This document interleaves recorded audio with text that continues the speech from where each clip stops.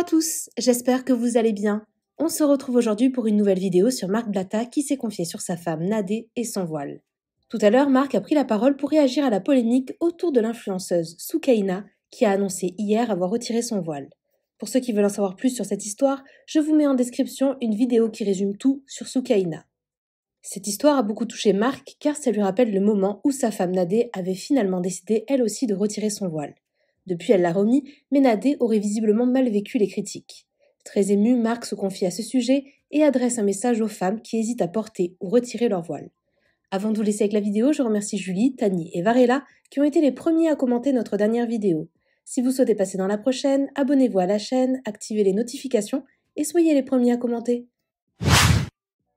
Salut à tous la famille, j'espère que vous allez bien. Je voulais faire une petite story en particulier pour une influenceuse que je ne citerai pas parce que j'ai pas envie d'exposer ses péchés.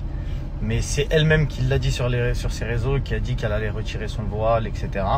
Parce que ça commence à devenir trop dur et qu'elle recevait beaucoup de critiques et que c'était jamais bon pour les gens, machin, etc. Donc, étant donné que Nadé a vécu ça également et que il y a quelque chose que je ne savais pas, mais qu'il y a énormément de femmes qui sont voilées aujourd'hui et qui ont vécu ça, j'aimerais lui adresser quand même quelques mots. Sachez une chose, la famille, c'est que le voile, ce bout de tissu incroyablement léger, mais tellement lourd de conséquences, tellement lourd, je crois que c'est l'habit qui pèse le plus lourd dans les poitrines. Vous savez, pour une femme voilée, surtout quand elle est jeune et séduisante, belle, tout ce que tu veux, quand elle est encore potable sur le marché, t'as compris, c'est extrêmement dur. Parce qu'elle dit au revoir à sa beauté, les cheveux c'est la beauté, tu vois, même si elles ont des beaux visages, etc. Tu vois, ça fait partie d'un tout. Et en fait, elle se dit, voilà, je dis au revoir à ma féminité, à ma beauté, etc. Et du coup, il y a une frustration qui peut apparaître.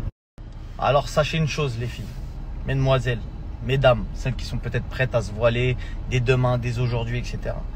Vous avez les célibataires qui cherchent un mari mais qui préfèrent se voiler en étant célibataires, et t'en as d'autres qui se voilent étant mariés. Pour celles qui sont mariées et qui se voilent, là je vais m'adresser aux maris de ces femmes-là. Faites très attention à vos yeux, surtout dans les débuts où votre femme se voile. Elle regardera directement dès que vous regardez une femme, etc.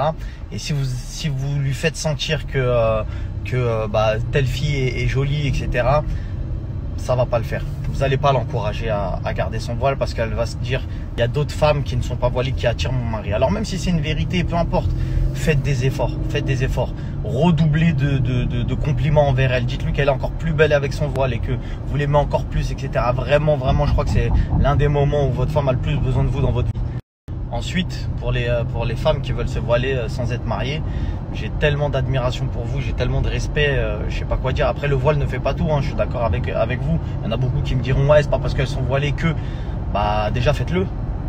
C'est pas parce qu'elles sont voilées qu'elles sont parfaites, mais c'est quand même un très grand pas. Je te le dis frérot, c'est facile de se dire, c'est un peu comme les mecs qui disent je vais faire mon hajj quand je serai vieux, quand j'arrêterai de faire des péchés, etc. Les mecs un peu perdus quoi, qui disent des trucs insensés.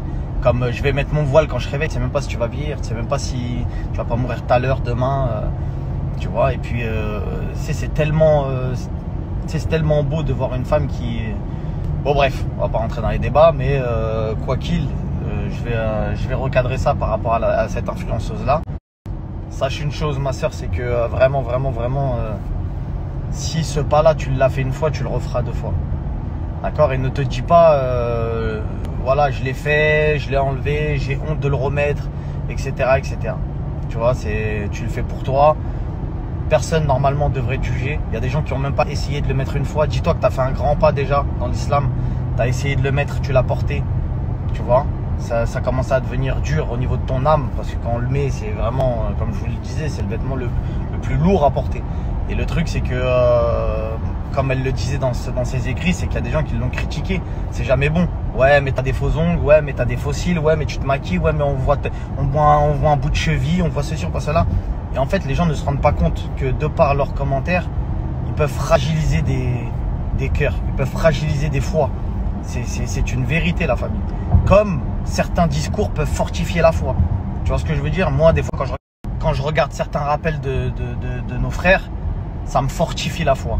Et des fois, quand j'écoute certaines musiques ou que je fais certaines choses, je me dis, ça me fait baisser ma foi. Tu vois ce que je veux dire? Et malheureusement, quand cette fille-là qui a voulu se voiler et qui s'est voilée et qui a regardé certains de vos commentaires, je dis vous, je vous vise pas, hein, je dis juste que les commentaires sur la toile, et malheureusement, sa foi a baissé et elle a décidé de l'enlever. En tout cas, je ferai des doigts pour toi, ma soeur. Inch'Allah que tu le remettes.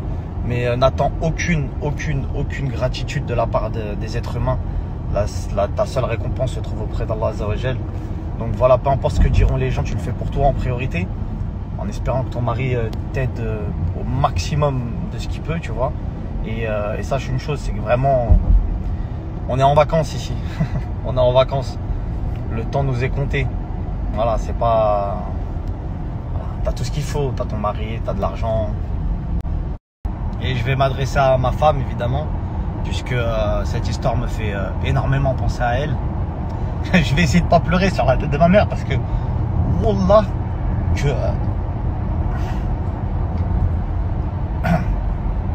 que cette histoire c'est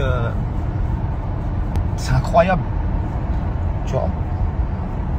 Moi je m'en bats les couilles des gens, j'ai rien à prouver, tu vois, mais certaines critiques, en fait j'ai mal pour mes sœurs qui veulent, tu vois ce que je veux dire, qui veulent avancer dans leur dîn et qui malheureusement